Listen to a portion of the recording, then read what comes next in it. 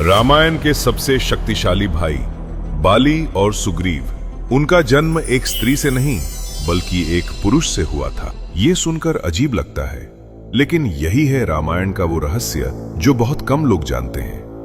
कहानी शुरू होती है ब्रह्मा जी के एक आंसू से। उस एक आंसू से जन्म हुआ एक दिव्य वानर ऋक्षराज।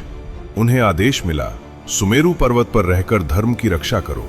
समय बीता।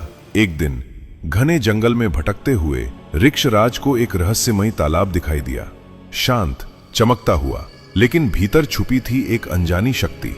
प्यास से व्याकुल होकर जैसे ही उन्होंने उस पानी में छलांग लगाई, प्रकृति का नियम ही बदल गया।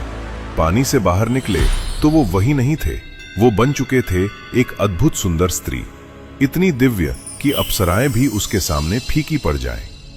उसी क्षण देवराज इंद्र और सूर्यदेव वहां से गुजर रहे थे।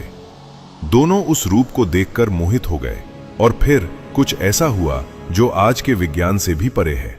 इंद्र की शक्ति जब उस स्त्री के बालों को स्पर्श करती है तो जन्म होता है महाबली बाली का, और सूर्य की ऊर्जा जब उसकी गर्दन पर पड़ती है तो जन्म होता है सुग्रीव का। सोचो, कुछ ही पल पहले जो एक राजा था, अब वही 2 बालकों की मां बन चुका था। लेकिन चमत्कार यहीं खत्म नहीं हुआ। अगली सुबह वो फिर उसी तालाब में उतरता है और बाहर आता है फिर से राजा ऋक्षराज बनकर। अब एक पुरुष अपनी गोद में 2 नवजात बच्चों को लिए खड़ा था। ये दृश्य सिर्फ चमत्कार नहीं बल्कि एक गहरा संकेत था। जब वो ब्रह्मा जी के पास पहुंचे, ब्रह्मा जी मुस्कुराए। ये बच्चे साधारण नहीं हैं, ये देवताओं के अंश हैं। और उन्हें सौंपा गया किष्किंधा के भविष्य के रूप में। इसीलिए बाली के पास वो अद्भुत शक्ति थी कि जो भी उससे लड़ता उसकी आधी ताकत बाली में समा जाती। और सुग्रीव सूर्य के तेज और धैर्य का प्रतीक बना।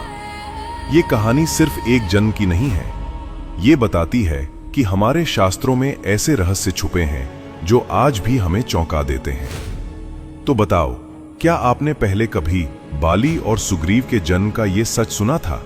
अगर आपको ये कहानी पसंद आई हो तो कमेंट में लिखें जय श्री राम।